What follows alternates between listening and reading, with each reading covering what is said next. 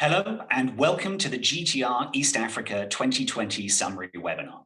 I'm Ted George, founder and chief narrative officer of Kleos Advisory. Normally, I would be chairing this event in Nairobi, but these are not normal times. Owing to COVID-19, the GTR East Africa conference has been postponed. Instead, we are holding this summary webinar to bring together some of our best speakers to discuss the key issues facing trade in East Africa and how everyone is coping with the crisis. But have no fear, the GTR East Africa conference will go ahead this year on the 1st and 2nd of October, so put the date in your diary. Well, our webinar is divided into 3 sections, followed by a Q&A. First, we're going to have an overview of the East African market. Then we're going to look at agribusiness and commodity trade finance, and then moving on to trade digitalization. We will then finish with a general Q&A with all of our panelists who will be available to answer your questions. So let's get started. We are in the middle of an unprecedented crisis. COVID-19 is literally the ultimate black swan event. The whole world has been impacted. We are practically all in lockdown. The economic impact has been nothing short of catastrophic. And wherever you look, we are breaking records, and unfortunately for the wrong reasons. The World Bank expects $1.5 trillion to be shaved off world GDP this year. The US stock market has lost nearly 3 years of gains in just a couple of weeks. The WTO expects world trade to fall by 1/3. Comparisons have been made with the Great Recession, even the Great Depression of the 1930s. And there are some markets which are facing a double whammy, notably the oil producers with a slump in global demand and oil prices. In April, next month oil futures actually went negative for the first time ever, which means that suppliers actually paid buyers to take the oil off their hands. And for developing markets, which are heavily dependent on oil exports or other commodities, the fiscal impact has been shocking.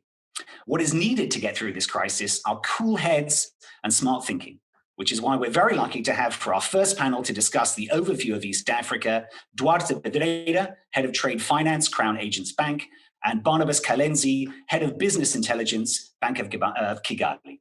So, Duarte, Barnes, over to you.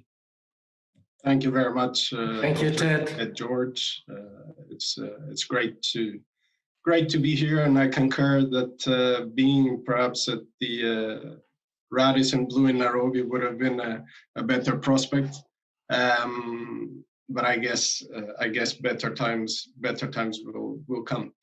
My name is Duarte Pedreira. I'm the head of Frontier and Emerging Markets for Crown Agents Bank, alongside trade finance as well as a product.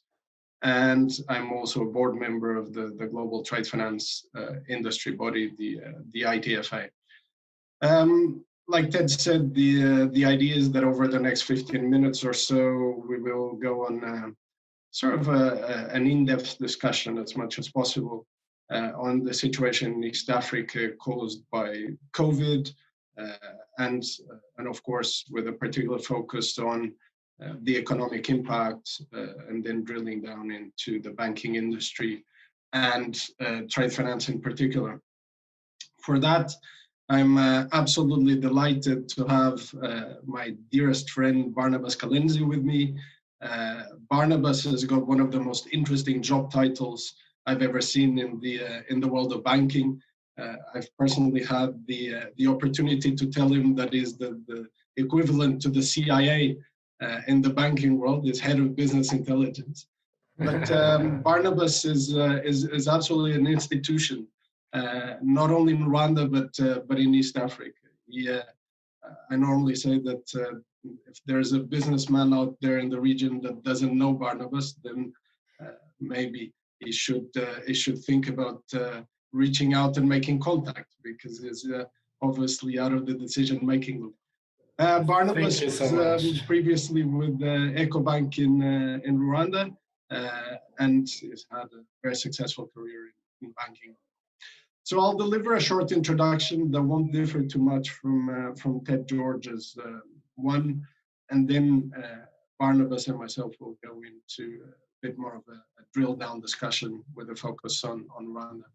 So we all know that COVID-19 is basically spreading chaos across the globe, unfortunately. And we also know that the vast majority of countries have put in place very restrictive social distancing measures, which have been actively affecting output and the level of unemployment on a global scale. In Africa, at some point in the recent past, and admittedly countries are now easing their restrictive measures, but in Africa, we had over 50% of countries in full lockdown, and another, I think over 15 were in partial lockdown. But interestingly, if you look at the figures, and I was doing a bit of research, so this relates to figures at the end of the 3rd of March, the 3rd of May. The United States in itself had 1.2 million identified cases.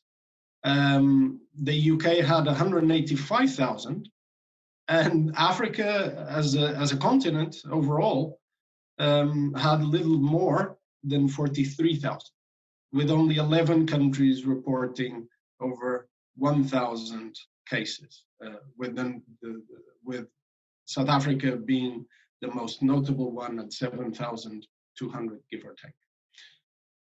Look, admittedly, there could be an element there of underreporting, and we all know that African countries would probably, and at least in theory, lack in terms of testing. But undoubtedly, there is a massive difference in numbers. Now, the problem is that Africa stands at least as much, if not more, to lose from the economic meltdown, we can call it that, that is already unfolding. And when I say that it's already unfolding, it's as true as the IMF already being out there with several rescue packages. We've seen over $3 billion, for example, for Nigeria, South Africa talking about 5 billion, and so on and so forth. And for starters, I mean, critical initiatives such as the Africa Continental Free Trade Agreement, which is perhaps the biggest economic opportunity for Africa and the world in terms of free trade at the moment. The initiative was already postponed past its intended set-off date of the 1st of July 2020. Now, drilling that into Rwanda, of course, my dear friend Barnabas's country, and also my country to a certain extent. For those of you who know me a little closer, I run a charity there. Rwanda is the current diamond of African development, undoubtedly. And the path for growth and development included local manufacturing, for example, of mobile phones, laptops, prepaid meters, and the list goes on, and a significant and ambitious program for infrastructure redevelopment. And on the 27th of April, President Paul Kagame came out and announced that Rwanda was seeking to postpone debt repayments for at least 2 years to deal with the economic fallout from the coronavirus pandemic. Now, if you told me that 3 months ago, I would have absolutely not have believed you. I would have thought that, of course, force majeure and so on and so forth, but it's difficult times. So having set the tone, let's perhaps proceed to a more active discussion with Barnabas. And Barnabas, perhaps to start, tell us a little bit how the lockdown worked in Rwanda. I remember I was in transit to Rwanda, only a few hours away from boarding, when I had to then reroute to Dar es Salaam. And how has Bank of Kigali faced business continuity plans following the lockdown?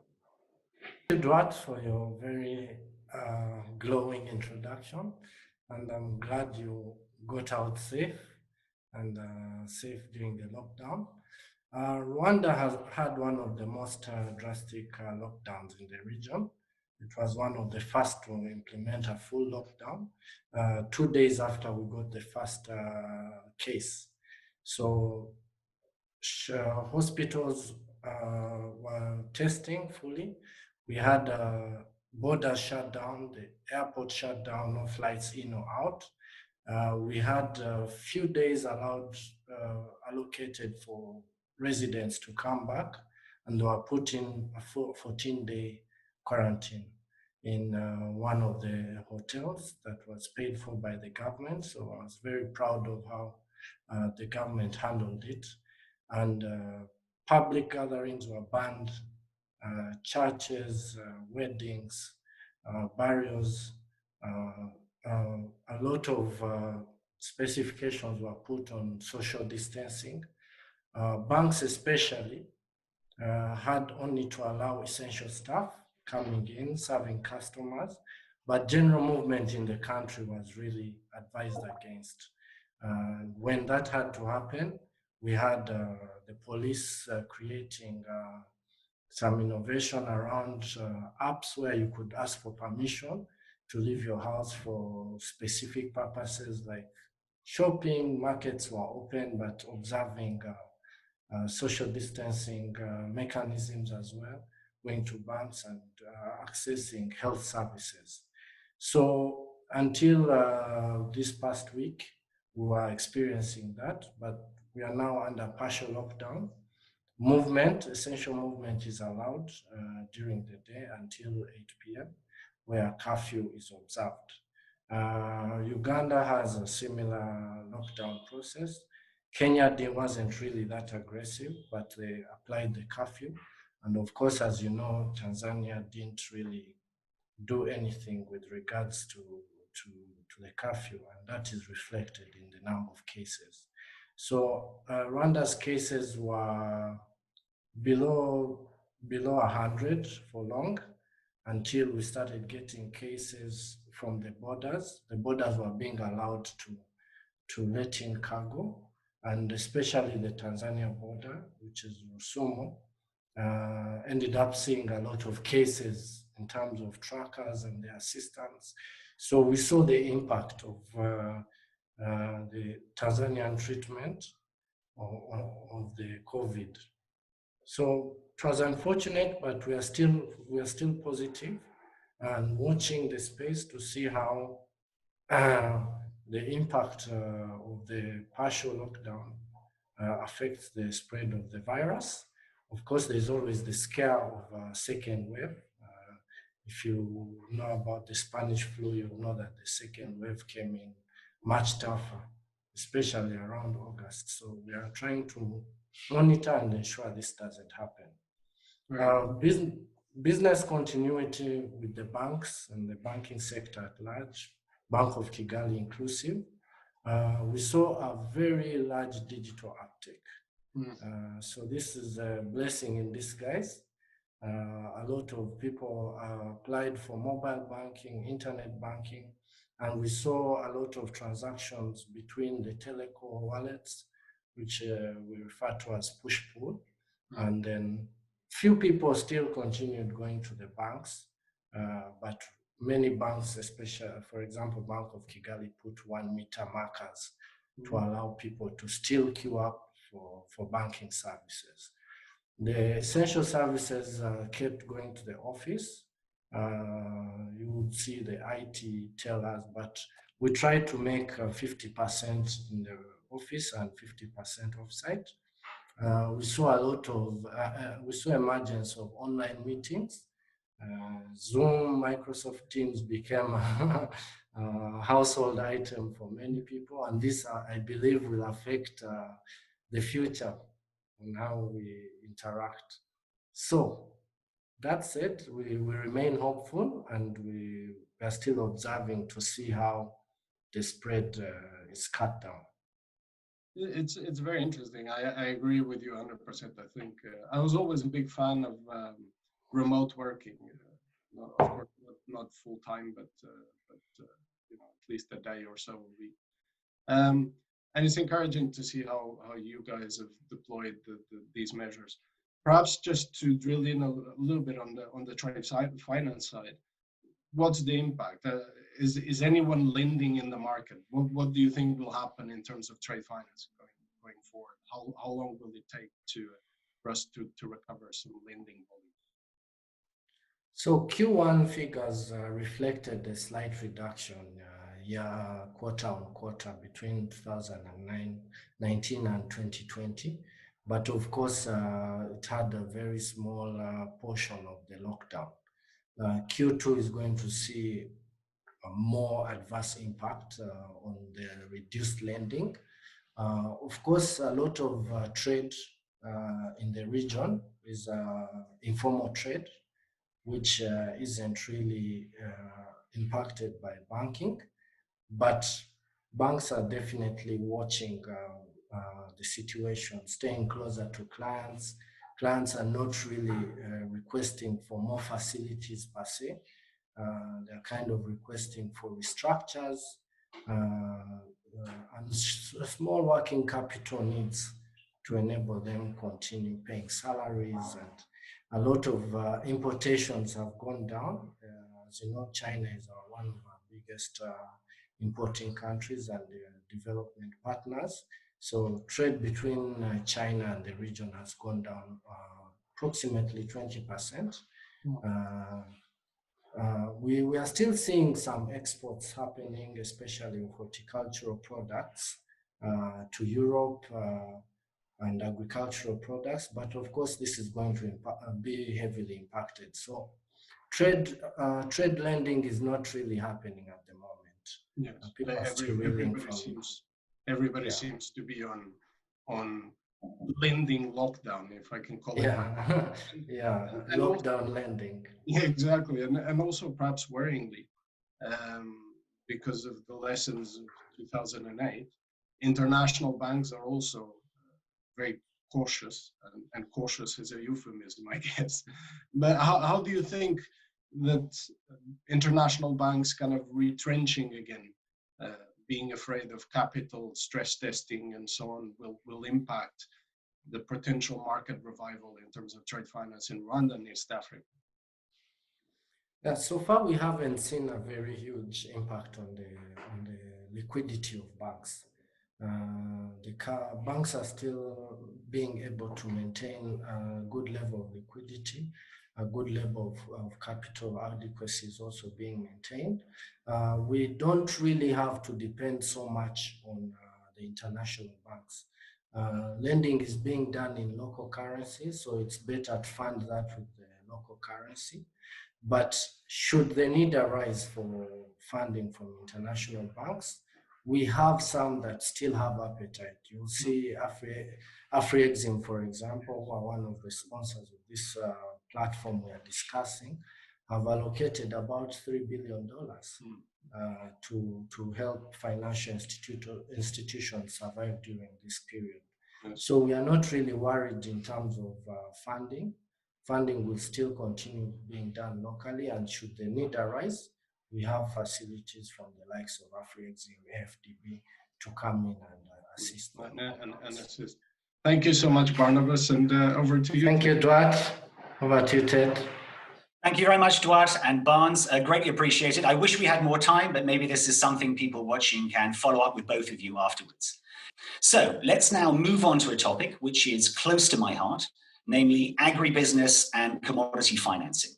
East Africa is a soft commodities giant. It is the continent's largest exporter of cut flowers, of coffee, of tea, of cashew nuts.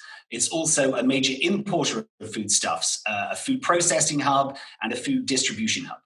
And this makes the region's value chains very vulnerable to the impact of COVID-19, which is disrupting both international exports, but also intra-regional flows. So to discuss how East Africa's agribusiness sector is responding to this crisis, we have two panelists. Susan Aburi, Head of Financial Relationships at Tradable House Africa. Many of you will know Susan from her previous work with EcoBank and Stand Chart in Kenya. And Grace Muraga, Senior Relationship Manager for Banks and DFIs at Rand Merchant Bank, also based in Nairobi. Susan, Grace, thanks for joining us. So, thank you very much for having us.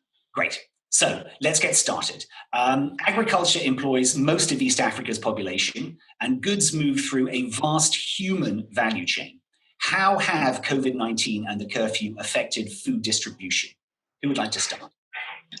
All right, I'll take the first question. So as Barnabas indicated, the East African communities are on various states of lockdown. And in Kenya, for instance, we have a soft lockdown, I'd like to call it, where there's just a dusk to dawn curfew. So there is free movement of people during the day.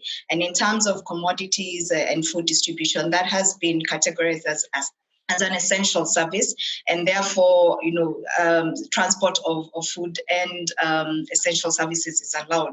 I think for me, the question around the impact of COVID is on the affordability. I think availability of food is there. The question is whether the workforce or the economy can be able to continue affording to purchase the various commodities. For various reasons that we've seen, people being laid off or the informal sector not being able to go back to the workforce. So people are cutting back in terms of their demand for food and agricultural commodities. Thank you. And Susan, your views? Yes, just to add on to what Grace has mentioned, food distribution has been affected grossly because, to give an example, in Kenya, the key counties, that is Nairobi and Mombasa, who take most of the food that is produced in the country, are on lockdown. Much as food is being allowed in, it's restricted how it's coming in. So while before you could, come in and go as you please, it's a challenge there. We are a hub that produces a lot for the European market, for example. So apart from local distribution being affected, we have cargo planes. Yes, cargo is being allowed, but it's restricted. So we have horticultural produce that is not able to leave the country, for example. So food, I see a lot of challenges there. If you're trying to take food into East Africa, we have Tanzania that has no strict measures towards the COVID. We have our neighbor Uganda that's being very strict. So how do you have food moving through impacted? The distribution, of course, then gets to be very challenged because you don't get food going as fast as it could, Yeah. When there was free, the borders were open. Sorry, I'd just like to ask about horticultural goods as well. That's one of the big areas that Kenya managed to develop in recent years. Most of the roses that are on sale in the UK come from Kenya, or at least used to come from Kenya. But I've seen on television pictures of them destroying roses because they literally can't export them. How is the market being affected at the moment, that vital one? It's hugely affected because you have a bumper harvest, you have contracts that are already in place. Many of these flower farms have very huge facilities. They have very huge workforce. We've already seen many of them laying off workforce. So you have a big economic impact there. Banks have committed to try and restructure their facilities. But bottom line, the impact is huge. It's just not the companies, it's even counties that are affected, and the whole economy is affected by this current measures because the exports, even the country's export earnings have dropped drastically as a result. Yeah, thank you. Grace, do you want to add anything there? So, Susan is right. The horticulture sector accounts for, a huge chunk of, for instance, Kenya's export earnings. And we've seen the Dutch auction has slowed down in terms of getting, orders in. In terms of the tea sector, we saw the Mombasa auction temporarily halt the auction because of having to put in place measures to ensure social distancing and all. And conversely, we've had a bumper harvest in terms of the tea sector. So we have a lot of supply, but demand is muted. So I think it's a difficult period for these sectors, especially given that we rely a lot on them for our export earnings. And I think for financiers, these are the sectors that we truly need to protect and safeguard and support during this season. Mm. Thank you. Well, that leads us very nice to the next question. One of the big problems that happens in any crisis is a liquidity crunch. In fact, you could say that's the only reason banks actually exist. Trade finance at its very heart is about providing liquidity short-term to traders. How bad is the liquidity crunch at the moment in East Africa? Which are the businesses that are suffering, and are there any which are managing okay? Maybe Susan, if you want to start. As traders, speaking for where we are right now, it's a big impact because most of the currency that is understood in trade is foreign currency, mainly the US dollar. And given the current scenario where it's a global pandemic, even America is holding, the dollars that they have in circulation. So the USD liquidity has been hit hard. We have seen facilities being priced way out of the norm. Our bankers are not just for traders, but across the industry, we've seen foreign currency facilities being repriced. Speaking for our business, most of our transactions are usually in dollar or euro, and we're having to look at structuring our facilities in euro, which is a more stable currency right now, because there's very tight liquidity. The effect of the tight liquidity is the pricing being a bit too high. Yeah. And Grace, your views? Yeah, so very similar to Susan, I think this is a time banks are looking to shore up capital, to shore up liquidity.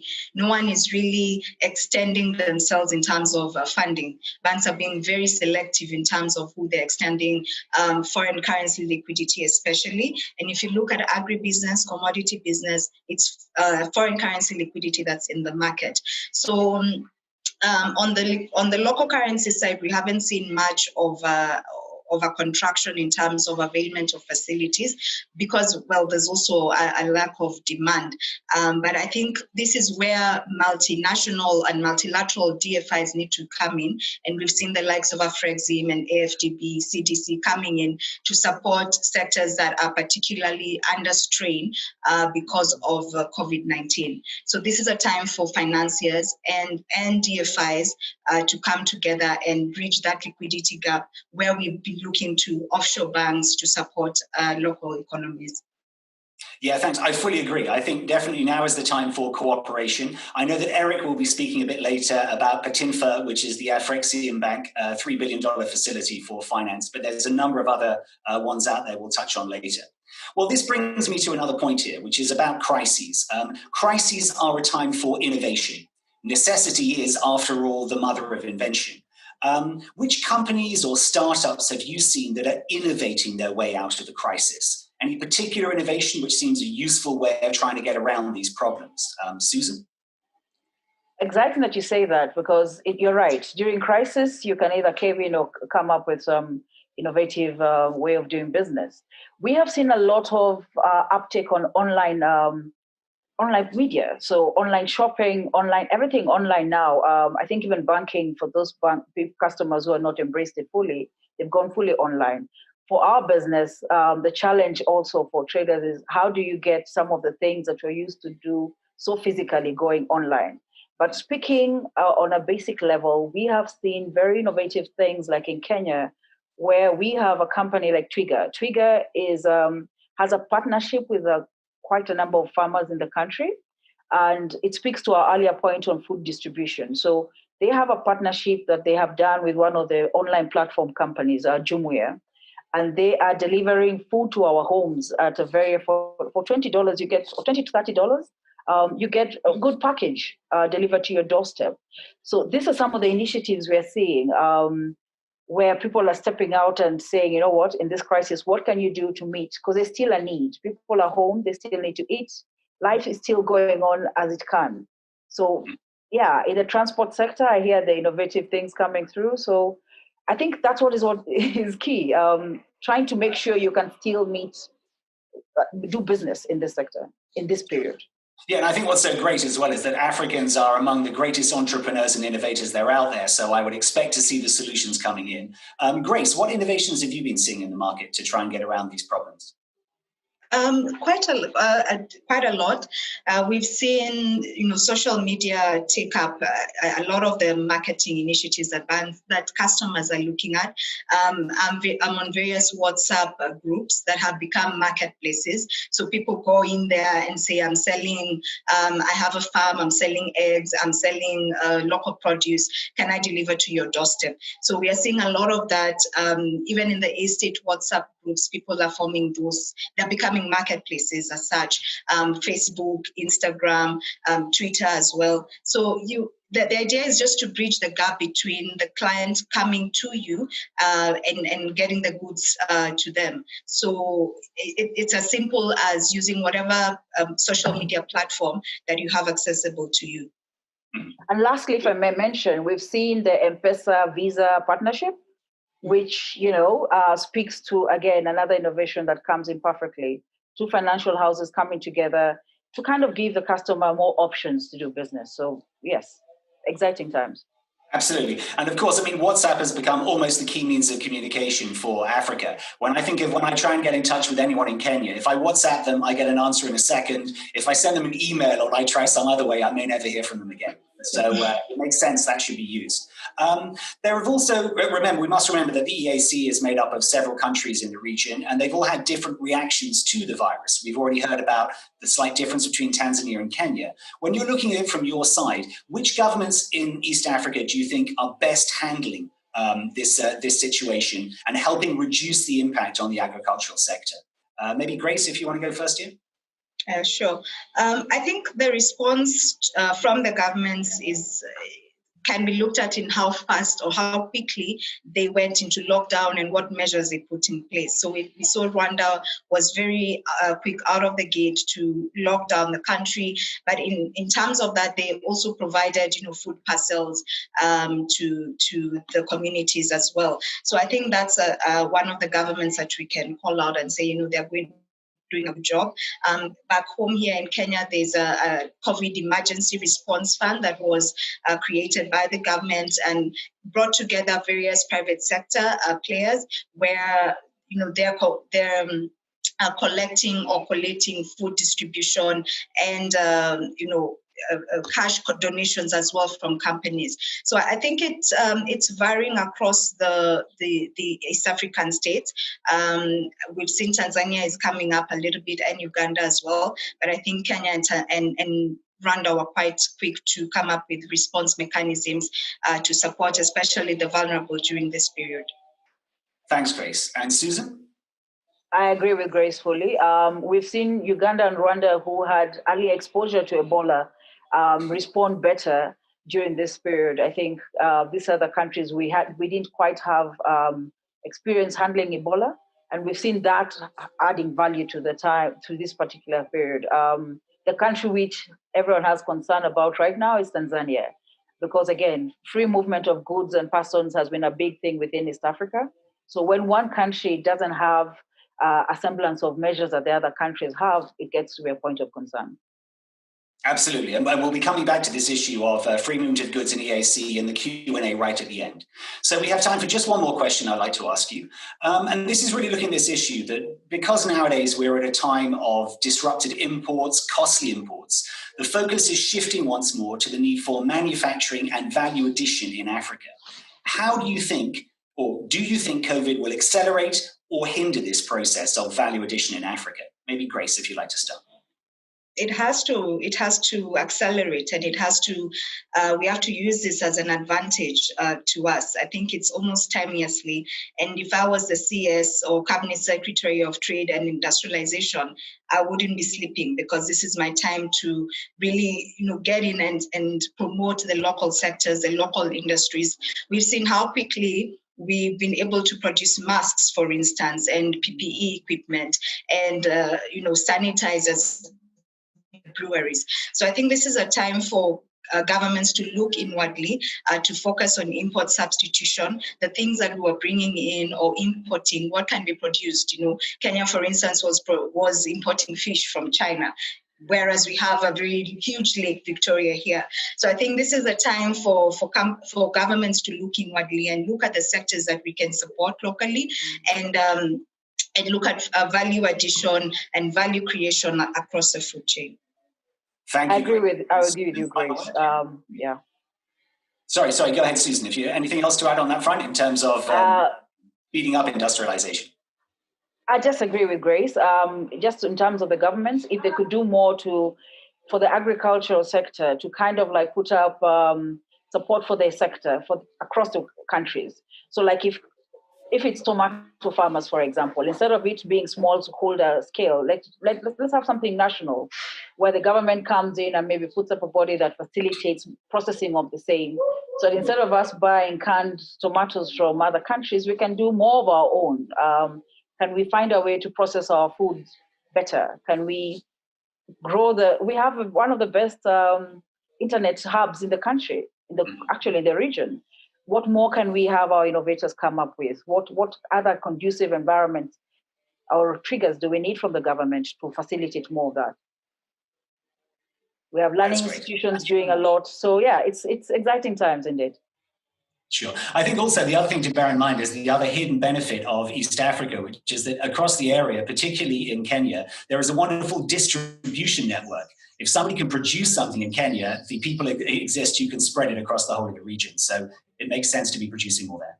Well, that's all we have time for on our agriculture panel. I'd like to thank Susan and Grace for your insights there. If you have any questions for Susan or Grace, please post them on the Q&A part of the webinar, and we'll pick them up at the end of this. So, without further ado, I'd like to move on to our last session of individual discussion, which is about the digitalization of trade finance. So, if I could, excuse me a second. Yes, so if I could invite my panelist to join the call, or to stick on your, fantastic, thanks very much.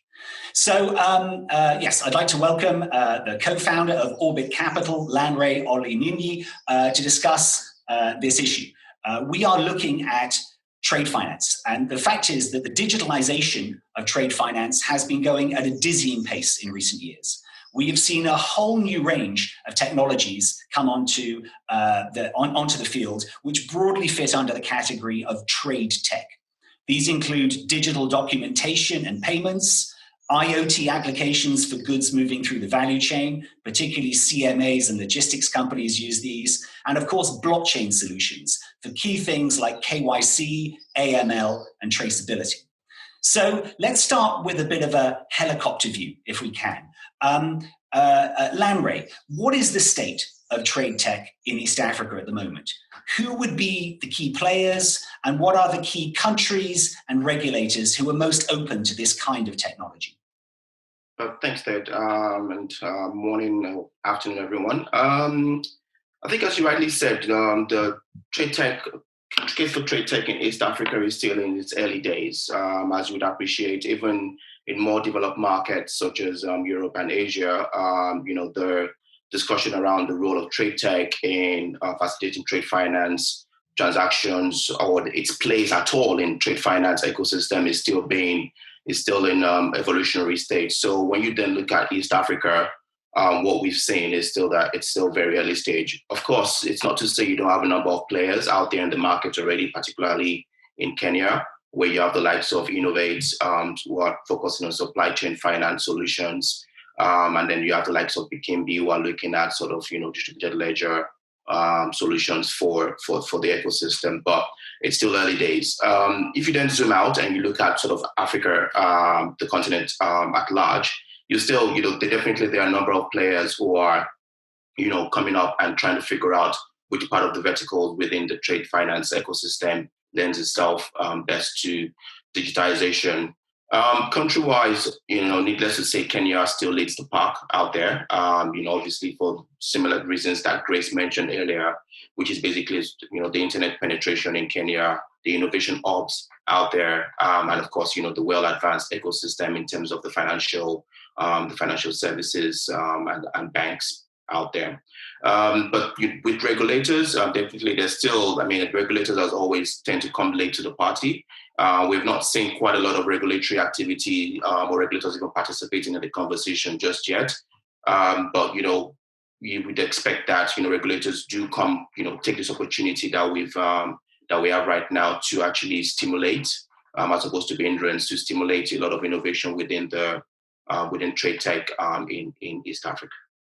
That's great. Thanks, Lanre. Yes, I think it's most interesting when you look at the potential for trade tech and you see the openness of certain governments. Certainly Kenya has been leading the way. They led the way when it came to mobile telecoms innovation in the late 90s. Then, of course, with the introduction of M-Pesa as well in 2007. But you could argue that perhaps in Kenya, they're so protective now of M-Pesa that they may be slightly not as open as they were to innovation before.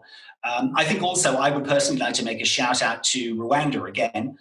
They've been so open in terms of wanting to engage with innovators and invite them to their country.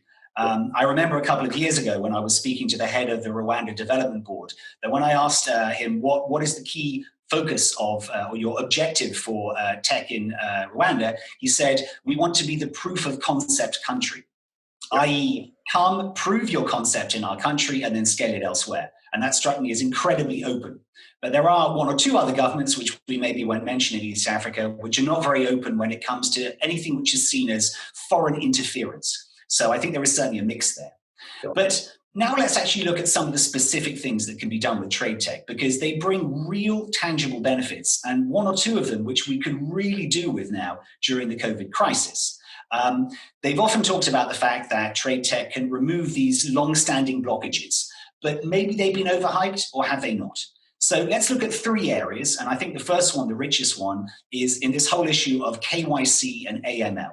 The whole issue of proving who you are, of proving you're not a fraud, and of enabling all the checks and balances to be in place so that payments can occur. How is trade tech helping in that area in East Africa?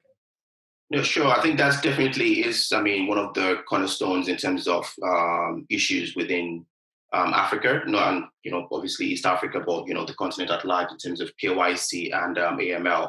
The amount of energy, time, and cost that goes into proving who you are across the continent, and East Africa in particular, it still remains a big challenge and a blockage to trade finance, or companies being able to access trade finance quite easily. If you look at the African Development Bank report, I think about 2 years ago, KYC, access to KYC accounts for about 30% of denials of trade finance trade finance funding to corporates across the region. So that remains a key issue. But as we've seen, I think we've mentioned Afrexim a number of times here, they are actually sort of, participating in finding solutions to this. So they've got the MANSA program, or the MANSA platform, which is basically your Africa-wide KYC repository that they are developing. And the whole idea there is, hopefully, technology companies or tech companies and even banks can plug into that and use it as a verification basis for, doing their due diligence or initial due diligence on corporates they're looking at. Mm-hmm. Yeah, and that makes sense. Pooling KYC resources makes sense. There's obviously difficulty here because one bank's KYC is not the same as another bank's KYC in terms of the processes, but it's about the information underlying that. Absolutely. Another key issue here is to do with documentation, exchange of documentation. One of the first things I ever learned about trade finance is, strangely, it's not about finance and it's not actually about the goods. It's about documents. If you have the right document, if you have the right LC and it's all correct, the money goes to the bank account. If you have the right bill of lading, you get the goods. And if you don't have the right documents, nothing happens. And very often agricultural goods sit in the sun and rot. So how is trade tech helping with this very important area of documentation, where there needs to be the absolute level of trust and certainty that there is no fraud?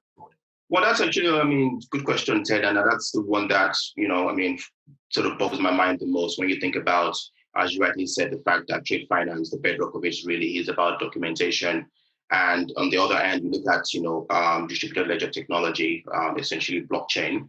That's essentially, what the technology does, which is basically the streamlining of, document processing and also verification of those documents to sort of remove frictions and obviously remove duplication and create trust within the process.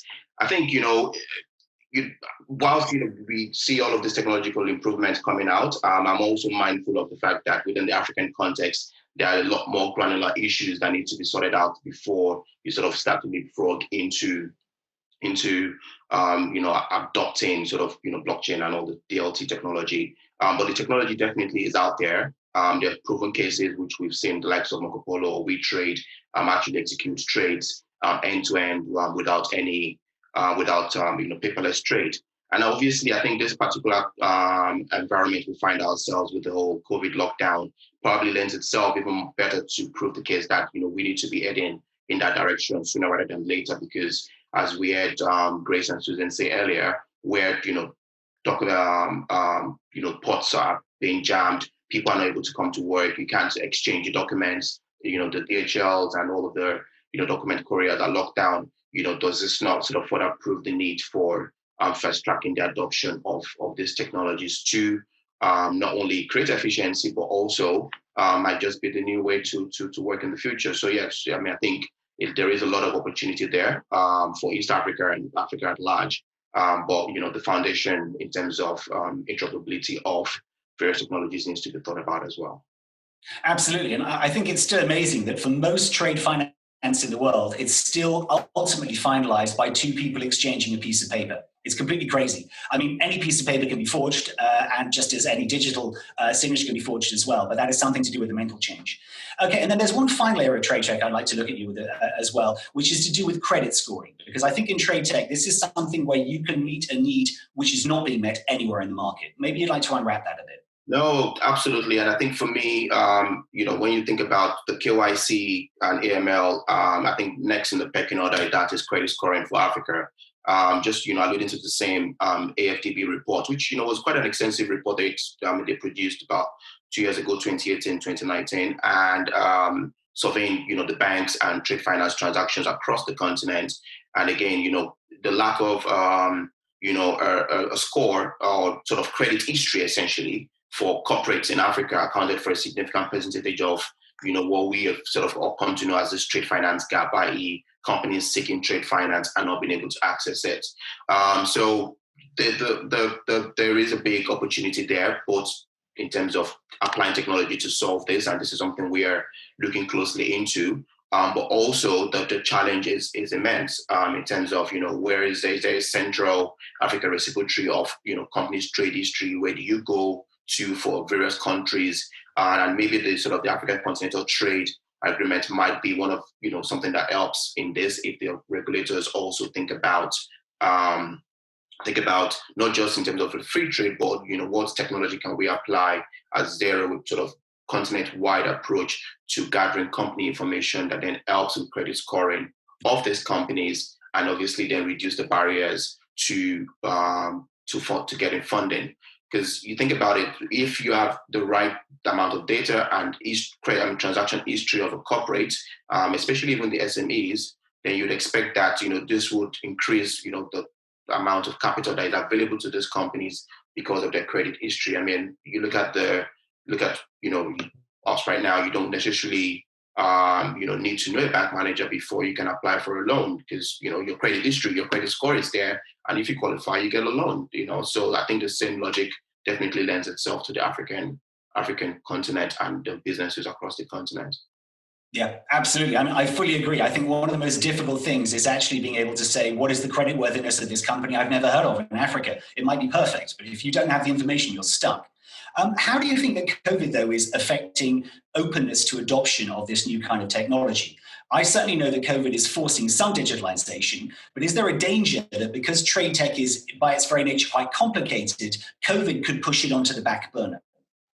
Well, I mean, we'll see how that's, we see what side of the divide that comes down to. I suspect, as we've seen in various conversations, digitization is rising to the top of the agenda of everyone, from the banks to the trade finance lenders to the corporates. I don't think anyone could have predicted this scenario. The fact that we all just can get on a plane to go to any country we quite fancy to originate or to conduct business. And we've all seen how quickly, the companies that have built in digitization into their sort of day-to-day operations have coped and reacted better compared to those that essentially just thought the world would always be as it was in terms of traditional ways of doing business.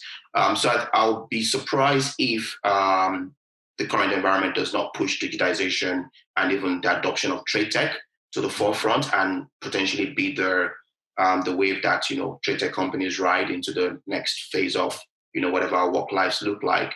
And there's sufficient case studies for this when you look at the likes of what happened our Alibaba and the other tech companies in Asia, essentially on the back of various crises, became the go-to place for various solutions. So I'm quite optimistic that this would potentially be a boost for trade tech companies to prove their worth in the new world we're emerging into. Absolutely. I'm going to agree with that. And also, this is what COVID is so good, an opportunity to get some people, some businesses to accept new practices, which frankly have been accepted for years, such as Zoom meetings, such as not having a meeting and put it all in an email, or remotely working, etc. So I would hope that as well. Well, we have time for one more question, and I'd just like to look at this issue, which is perhaps one of the biggest ones raised by COVID, and it is relative to any kind of tech, and it is this question of the digitalization of trust, digital trust. Simple question to you. Try and give us the simplest answer you can. But can digital trust really replace having a coffee with a client and shaking hands on a deal? Yeah, that's always an interesting one, Ted. I mean, having a coffee with a client is always good, and it's good to sort of, have the personal feel and, touch of a client. But I go back to the mortgage example. It doesn't matter how much, coffee you have with your bank manager. If you're not creditworthy, you don't get the mortgage. Right, so it's as simple as that, and that's essentially the role of digitization. Is because I mean the digitization of trust is about looking at what the data really says. What's the credit history of this company? What's the track record? What's the financial gearing of this company? All of those elements are what essentially factors into a credit decision process in terms of either you're going to lend to this company or not.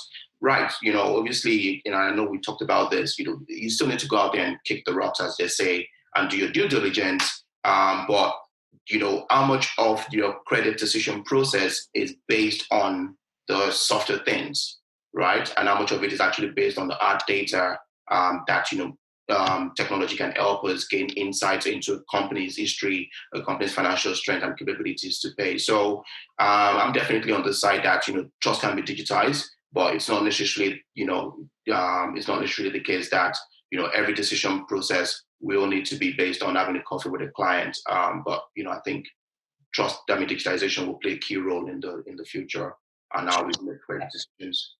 Thanks. I think what's really interesting is we might find ourselves going through a kind of an opposite trust barrier than before. Very often you meet people, you get to know them, and then you do a lot of business digitally. We're going to be finding during the COVID crisis that people we actually started to bond with digitally, and then we meet them in person.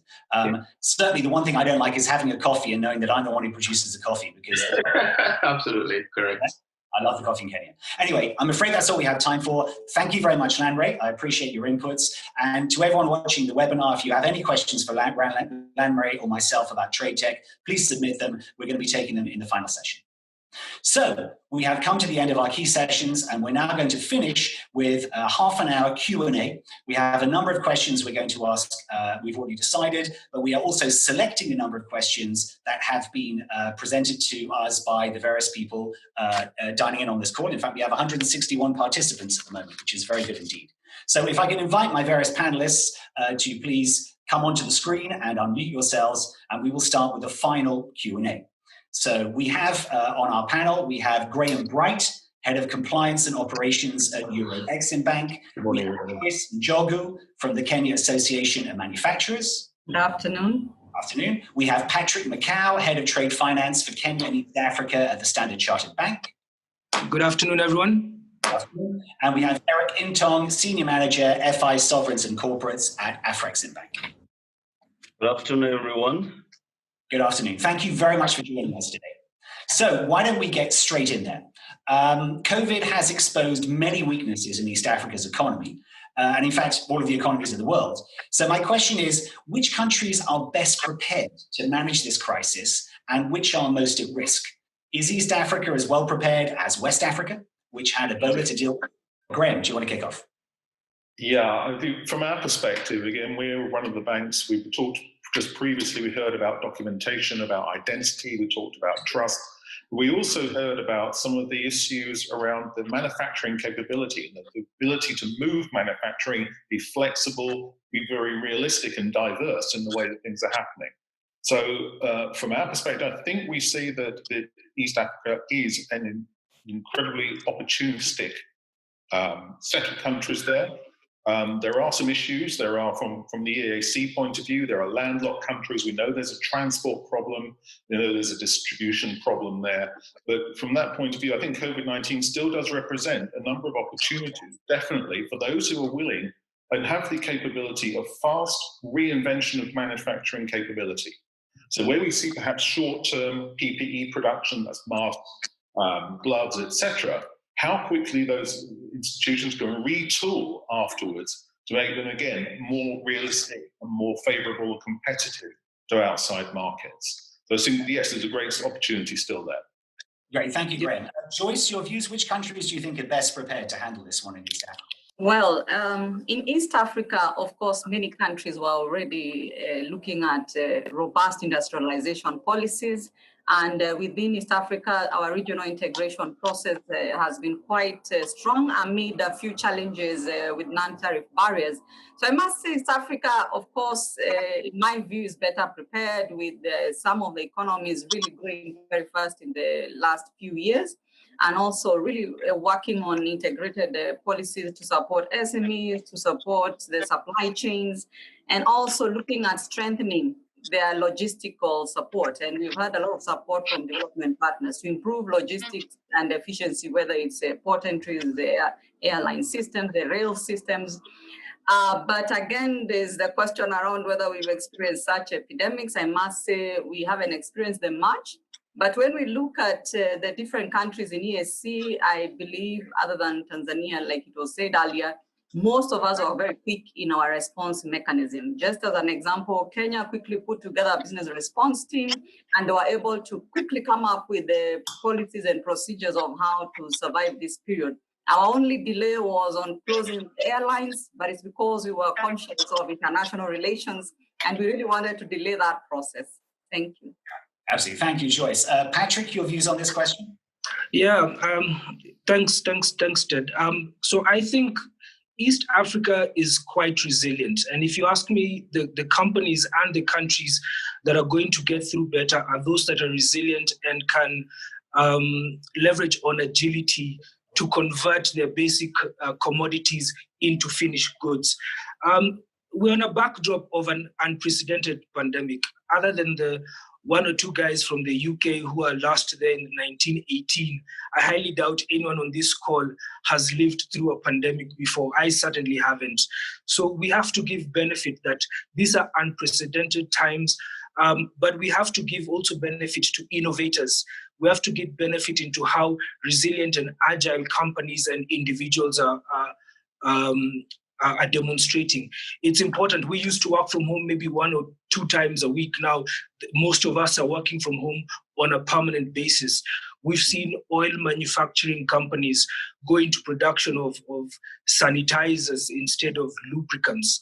We've seen manufacturing entities all of a sudden develop PPEs. So this tells me 2 things. This tells me that the industrialization levels are there. It tells me that the innovation levels are there. How do we harness them?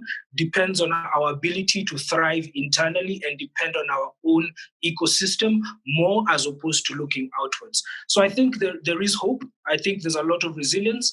And I think I have witnessed agility that I did not think of before. I have seen ventilators made out of wood as prototypes, and they work, and it's amazing. Excellent. Thank you, Patrick. Very, very positive view there. And Eric, your views on this one? Yeah, thank you, Ted. Actually, holistically speaking, East Africa is actually very well prepared to manage the crisis. On a country-by-country basis, you see early lockdown measures that were put in place by Rwanda, by Kenya, by Uganda. You see, so that the pandemic doesn't impact negatively all the previous plans that have been put in place. I was actually reading an article from the Washington Post that actually compared East Africa and their readiness versus the US. And the article was quite interesting and extracted 3 key points. That the difference that the US should learn from East Africa is that there was an early response by the government.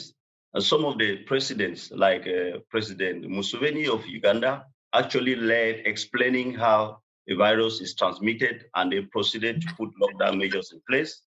Other countries like Uganda, Rwanda, even South Sudan, Somalia, Eritrea were quite quick in putting lockdown measures in place when early few cases were identified in their country. Another point that was highlighted in that very interesting article was the East African nations learned from experience. You know, they've had other epidemics like cholera, influenza, and they didn't want to take chances. That's why they went very quickly. so that there's no more damage that is going to be negatively impact their plans that are put in place. The last very important point I want to highlight is that they also place emphasis on international cooperation. They got together as a region, spoke, and then decided to put in place a collective response, even though we send Tanzania not doing the same like the other countries. So I think that most of the countries in the region are better prepared to deal with the crisis. Thanks very much. That's really positive from everyone. It just shows that East Africa very often shows agency in these things. It's not a victim, it knows how to respond with innovation. Let's also look onto this other issue about liquidity, because it is something which is going to be affecting everyone on both sides of the trades. A shortage of liquidity can often be fatal for businesses. Where do you see the key pain points and financing gaps at the moment with liquidity? Maybe Graham, you could start. Yeah, well, let's have a look at an example of perhaps EAC and the countries that are involved there. I did a quick tally up there at the moment, and there are 130 banks who are representing the population for those particular countries. So of those 130, some are in development, so providing development funding, some are community. So again, there's going to be a level of liquidity which would not particularly serve an exporter or a buyer in those countries, but look more at the domestic situation, and also microfinances as well. So there are opportunities, 3 different types there. But as you say, liquidity is a main issue, again, because the problem with dollars and foreign currency when you're doing any particular transactions with trade. But one of the things we have come across is, and it's one of the things we report and obviously support as a bank, is using on-demand liquidity from Ripple. So we're not reliant on dollars in order to do a transaction, which means individual companies can pay in local currency and be paid in their local currency. And as was said before, if the price of getting foreign currency is so huge at the moment, so restrictive and making you uncompetitive, there need to be other channels to do this. And one of those channels is potentially Ripple to do that. That's using XRP as a digital asset underlying the 2 local currencies. That aside, we're still in a position where liquidity is very hard to come across. We know rates which are over 20-25% if you're trying to get hold of particular dollars in certain countries, just makes it uneconomic.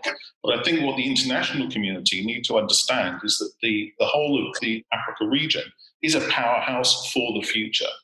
And what's happening is that people are looking to perhaps say, I don't want to do business with China in future. We've got the capability more locally to find the resources we need to be able to then use that for manufacturing, for example. So can we find alternative sources of supply, origin of goods or resources, to make our manufacturing process cheaper locally, to sell to our neighbours locally? And if free trade agreements are in place, the movement and transport of those goods is going to be easier and cheaper and more competitive and more productive as well. And therefore help more people, hopefully raise them from in welfare levels as well. Yeah, thank you, Graham. And I think that's a very nice segue, because I wanted to ask you, Joyce, as well. You work for the Kenya Association of Manufacturers. How are they dealing with the liquidity shortages, and where are the key pain points at the moment? Thank you. I think currently liquidity was already a challenge even before COVID, I must say, and it was one of our priorities from last year and also early this year when we were really discussing liquidity challenges with government, the Central Bank of Kenya, and many others. And one of the issues before COVID really was things like prompt payment, unpaid bills, very poor payment culture in Kenya, so a lot of backlogs in unpaid bills. But when COVID came in, cost of manufacturing immediately went up because, of course, of a reliance on imports of raw materials and people hoarding that. So availability of raw materials became scarce and people started increasing costs and just trying to manage inventory. We also saw the reduced production, which again affected demand a little. And in the period of trying to define essential services and non-essential services, there was quite a commotion that then so that there were low productive times, especially when the curfews and the restrictions came along, you know, production hours went down. And so also production capacity went down. So all this, of course, led to reduced sales. and companies having challenges with cash flows. And it's a rippling effect because, again, backlog of unpaid bills, unpaid salaries, and people being laid off. So a lot of people not also affording to purchase some of these things. So that rippling effect, of course, brought in liquidity challenges. And luckily, because of the rapid response team, the business response team, we were always in war rooms and situation rooms discussing with government and development partners and consultants on possible remedial actions. And as a result, we were very happy when the government of Kenya, of course, announced some of the areas that could, of course, unlock cash flow. I know most of you could have read already, like tax relief policies for those earning low, reduction of VAT by 2%, things like payee reduced and all that, just to increase liquidity in the market, and also the CBR rate going down. So a lot of things were put in place. I really don't need to talk much about them because they're in the public. And we are grateful to the banks also who responded immediately and said they can give payment holidays and they can negotiate with the customers. The banks that had good relationships with large industries, of course, have worked out good arrangements. The challenge is the small businesses, and these are not necessarily very unique because they were not very sustainable, a lot of them. So an epidemic like this, of course, exposes their weaknesses. And currently, there are many discussions with financial institutions on how to develop suitable products to support SMEs, especially those that are already doing well before the COVID crisis, because you may decide to support those that just any SME for the sake of it and their business model was already dying. So that analysis of different types of businesses and how then you support those that have capacity to be sustainable post-COVID is another challenge that we are really discussing in the different situation rooms. Thank you. Thank you, Joyce. Well, I think that leads on very well. I'd like to talk to the other two banks on here as well and ask them specifically about what you are doing to try and help your clients during this crisis, particularly the liquidity crunch. So maybe Patrick, if you want to tell us what Standard Chartered Bank is doing in East Africa. Yeah, I'll just add it in addition to what Joyce has said. And starting off, normally on panels like this, banks take a lot of flack, but for one of the first few times I've had good appreciation for the bank. So thank you, Joyce. I think at Standard Chartered, I can break it down into two levels. I could break it down to what we're doing as a group and then what we're doing in country. Now, I know a lot of the times when we talk about what global banks are doing, we only think it happens in our main markets.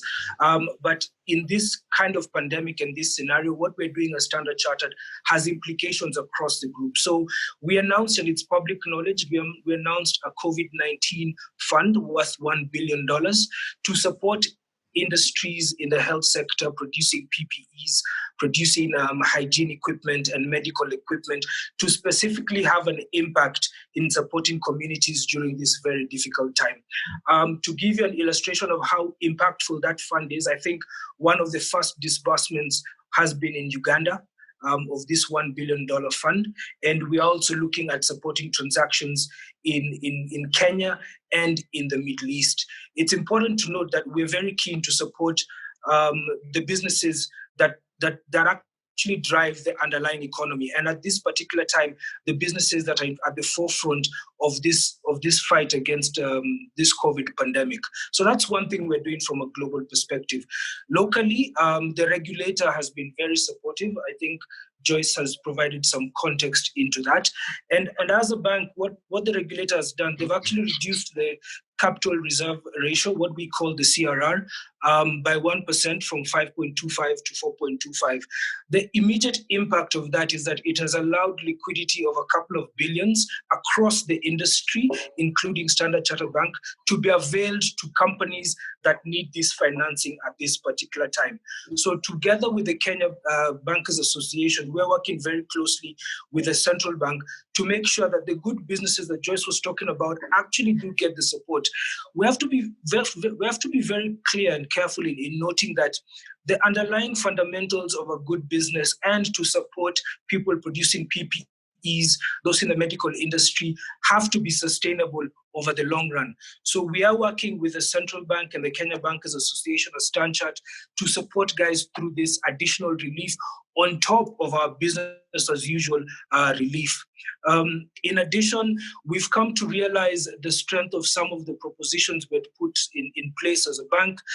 Some of our supply chain finance propositions are coming to bear fruit because we realize that the smaller SMEs do need the support and leveraging relationships of the bigger multinationals. So our supply chain finance propositions, which by the way are fully digital, are coming to support some of these smaller players at this particular time where we have seen what is a flight to digital in trade, which is very interesting because we've been very traditional, we've been very paper-based, but we are supporting clients with this flight to digital as well.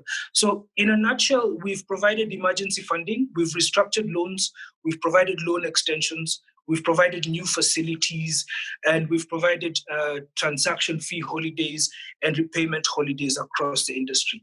But charity also begins at home. So we've also supported our staff and the KBA, the bankers in the KBA have supported the staff in their networks with PPEs, ability to provide the technology to work from home, and also supporting the communities around the banks, because without those communities, then we cannot be able to support our clients. So that in a nutshell, those are some of the things that we're doing as a Standard Chartered. Thank you very much, Patrick. It's really good to see that banks are responding so forcefully. Maybe also, Eric, if you could just give us a quick view of what Patinfa is, which is being rolled out by Afreximbank. Yeah, thank you very much, Ted. And Ted and Joyce, they've actually outlined a good number of things. As you know, African Export-Import Bank has a developmental mandate.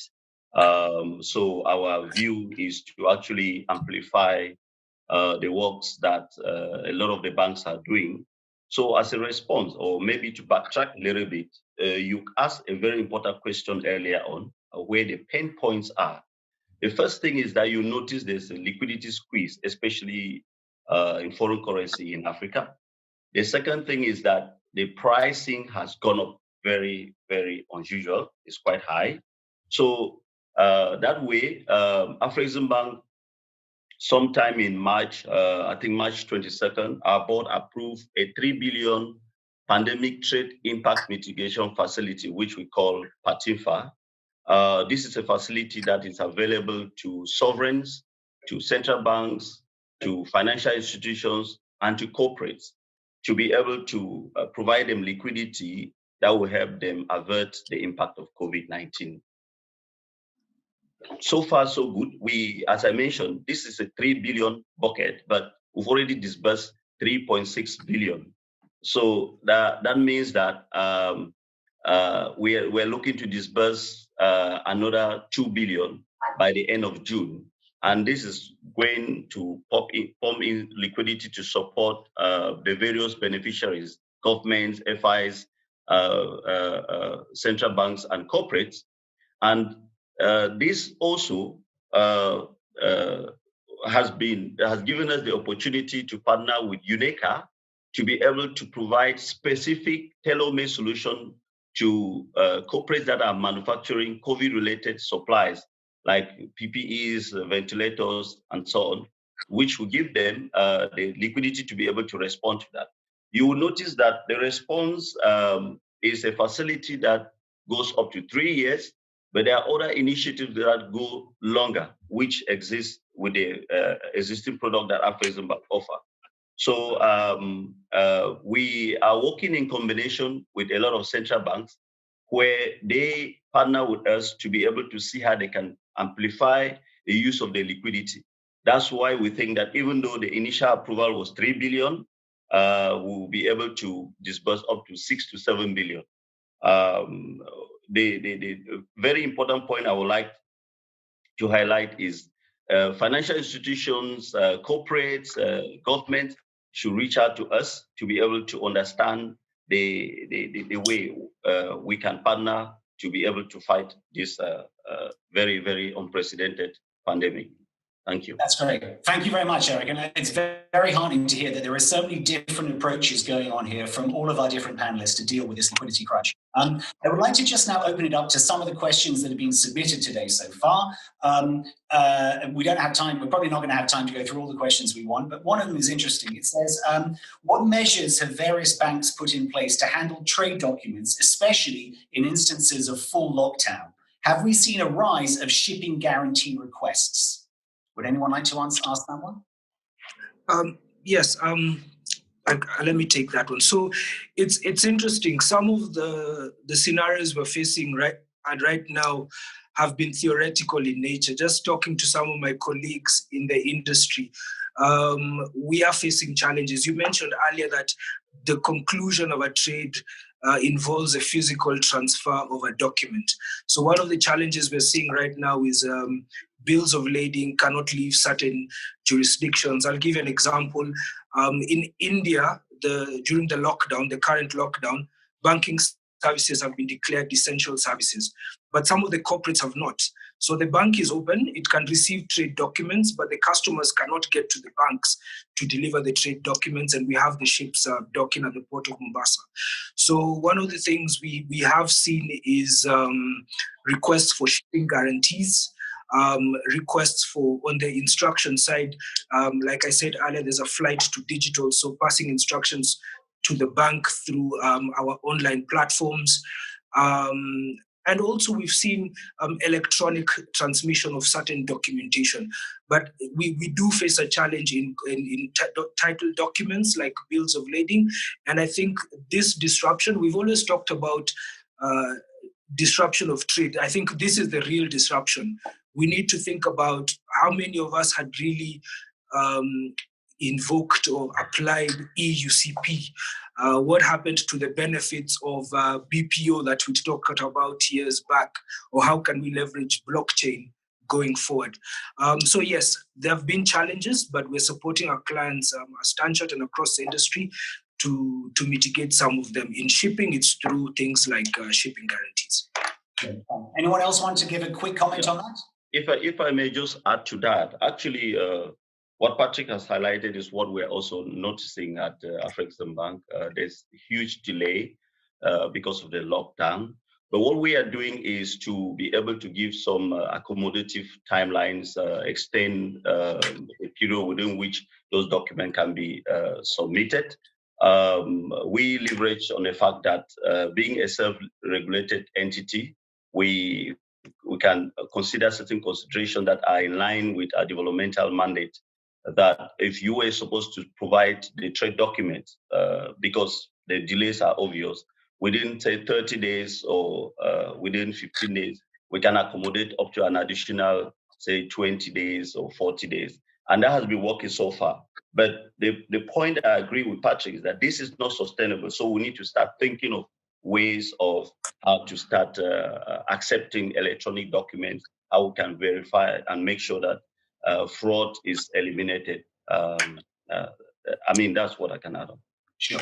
No, thank you very much. And it's interesting to see. I mean, there's a lot. I was recently involved in a podcast for the LMA, and there were lots of discussions there from different lawyers saying that they've basically been forced to accept digital documents. There's just simply no other way around it. And some of them are left scratching their heads whether this will really hold up in court. But then, of course, will anyone even be able to get into a court in order to this one? Maybe if we could have another question as well from the people watching today. What measures can traders take to bolster KYC and avert their exposure to risk, as it is getting more difficult to curb it each day? Anyone want to chip in on this? Let me start with that one.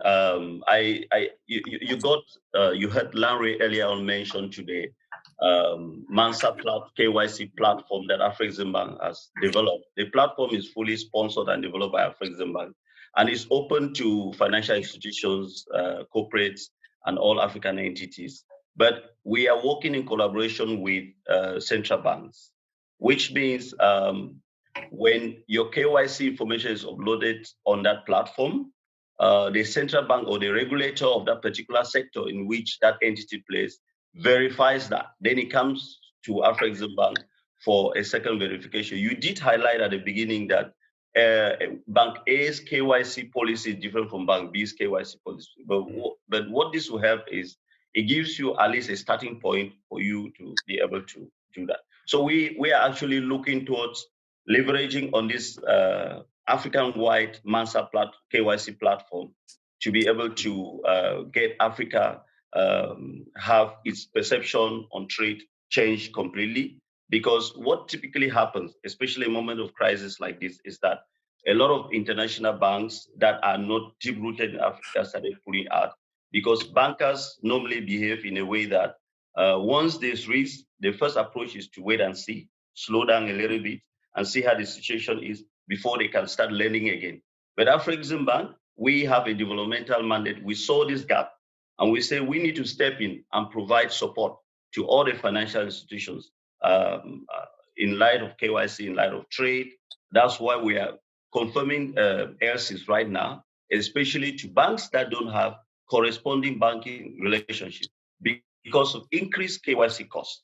You know, a bank will not continue to do business with you if the cost of KYC is say $10,000 and the revenues they are getting from you is $5,000. It doesn't make economic sense. The bank will pull out. But because we have that kind of mandate that goes beyond financing or is developmental, we step in to be able to provide this gap through the LC confirmation program, which we put in place, through the KYC MANSA platform, which we put in place, and through the patching file, which we put in place for short-term liquidity support. That's great. Thank you, Eric. Anyone else want to comment? Joyce, did you want to say something? Yes, it's quite interesting that the focus is on the bank side, and that's good. But also from the industry side, we have our own KYC challenges. Besides where we are looking for a good relationship with financiers, we have other people in the value chain. And our biggest challenge now is how to build new partnerships along the value chains and supply chains. We've seen that over-reliance on the Asian countries has put us into some high-risk perspective in terms of availability of raw materials and continuous supply of some of the products that would keep industries at maximum production or optimum production. So looking for new relationships in the supply chain as well as new customers, all that needs some very strong KYC. Some of the innovations happening now are online platforms for traceability and trying to improve on how people can then reach the direct producers. If it's, let's say, agro-processing sector, how to access direct producers and how to build more on standards and certifications so that the compliance around market requirements is high. And then, of course, reduce your risks. And of course, if the manufacturers don't strengthen that side of their value chain, they'll not be the best customers for the banks. So we invite the banks to work with us across these value chains so that as they do their KYC platforms, they are also supporting the entire ecosystem. Now that you're quite advanced with the money to develop these platforms, please work with also the industries so that we can be integrated. I like the idea of blockchains earlier and how to use the Internet of Things. We are looking at high-level automations now as the next big thing, just to make sure that we are as efficient as possible with competitiveness, going to be a very big currency in post-COVID. So competitiveness and compliance will be a big currency, and really we need to prepare industries to be ready for that, whether it's through capacity building programs or the right policies being implemented. We know East Africa is not short of policies, but right now the government, because of the pandemic, is quite interested and willing to implement most of these policies and accelerate the rate of industrialization. Thank you. Thanks very much, Joyce. Yeah, I mean, as they say nowadays, everything starts with KYC. If you don't have KYC, you don't have anything else. You just have losses and potentially you go to jail. That's correct. So, I'm sorry, I'm afraid we're almost out of time, but I do have time for just one more question. And I would ask everyone to give a brief answer if you can fit it into 30 seconds. But just to ask you, partnerships are crucial for getting through crises. We've heard a lot about partnerships today, but for you, what are, from your own perspective of where you work, what are the most important partnerships you're working on at the moment? The ones that are really going to deliver through this crisis? I wonder maybe if Graham, you could start. For us, one of the biggest partnerships is working with Ripple and finding the alternative sources, for example, of the on-demand liquidity and the quick FX. And also finding people on the ground, manufacturers who you can trust and you can then refer on to other people as well. I think it's vitally important, again, it's part of the KYC, understanding who your customers are, but also understanding that your customers don't only have the means to pay, but they have the intent to pay at the end of the transaction. That's great. Thank you, Gwen. Beautifully put. Patrick, your brief views on partnerships? I'll start off by saying, number one, we must have very strong relations with the regulator, the Kenya Bankers Association, and the government, because through that partnership, we then develop a means and mechanics to support the underlying economy. That's number one. Number two would be partnering that with strong supply chains that would impact benefits to SMEs. Now, I spoke about that earlier, but providing linkages to multinationals and large local corporates to support their SMEs who are either their suppliers and their distributors, because those are the guys who are impacted at this particular moment. Lastly, I'd say partnerships with government so that we can take this into a longevity kind of a mode. Africa has the resources. East Africa has the resources. We need to look at regional blocks. We need to look at regional value add. And I think this is a time to spearhead that. That's great. Thank you, Patrick. Joyce, I mean, we're talking value add, we're talking manufacturing. What are the most important partnerships for you at this time of crisis? First, at the regional level, harmonization of policies and just looking at collaborative working around how to get out of this pandemic. If one country is slow, they affect our trade because we are already highly integrated. So we need to move together so that we can open up our skies and open up our roads and airs and the movement of people, especially in quite an easier way. So that's a strong partnership. The supply chain really has been emphasized, but at a local level also with government. And we've seen the partnership that has happened now between the private sector and government, one of which has been very strong is the COVID-19 fund. And if you look at the number of industries that have contributed, it's quite high. So we've seen a lot of industries coming out to give money to support the entire COVID response campaign in the country. We've seen a lot of industries also, putting aside some of their production capacity to produce PPEs and being innovative around making sure the country has enough supplies because of the shortage of supplies in the country around health issues. And so the response we've seen has been huge. Of course, the other partnership we need is with development partners, the likes of Afri-Exim Bank and other banks, and also regulators to help us come up with new standards for the new products that are coming up. And we've seen some of our standards bodies are still having challenges. So industries and regulators and government working very closely to face this new ways of doing things, and of course, post-COVID kind of thinking and innovations. Of course, the last partnership is international relations. We know there's possibility of a lot of isolation policies and protectionist measures, but we still need a lot of a big, robust strategy on exports. So we need to find ways of, trading with competitive and comparative advantage in mind, and supporting each other to strengthen the supply chains and just trading policies that are conducive. There's so much in partnerships, but I'd like to listen to the rest. Thank you. That's great. Thanks very much. And Eric, if you could briefly, final word on partnerships. Yeah, it goes without saying, we can't win, no entity can win this battle alone. Aside those initiatives that I indicated earlier on, like the Patimfa and the rest, that are even being promoted at the level of the AU, which means we are working with the regulators, with governments, the central banks. What we are also doing, the African Export-Import Bank president is holding like a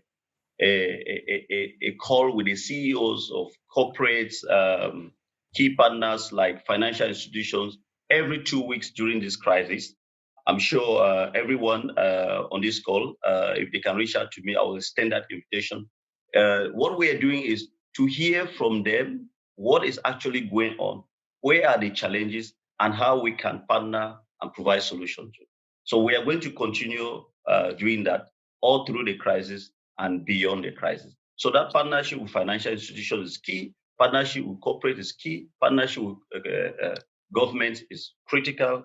All of this will help us stand together and win COVID-19. Thank you. That's great. Thanks, Eric. I mean, as they say, competition makes better products, partnerships make better companies. And I think we will all be better off if we have more partners and if we continue to keep calm and communicate. So I'm afraid that's all we have time for on our panel. Thank you very much to my panelists, Patrick, Graham, Eric, and Joyce. And it is also time to wrap up the webinar as well. Remember, today's webinar is part of a series focusing on trade in the new normal. So please watch out for future webinars coming soon. The GTR US 2020 edition takes place later this month, and more about that will be announced. And full details of upcoming webinars and the full event schedule can all be found on the website. I hope very much that I will be able to see all of you at GTR Africa 2020 in Nairobi on the 1st and 2nd of October, so we can continue this discussion. Thank you very much for listening, and stay safe.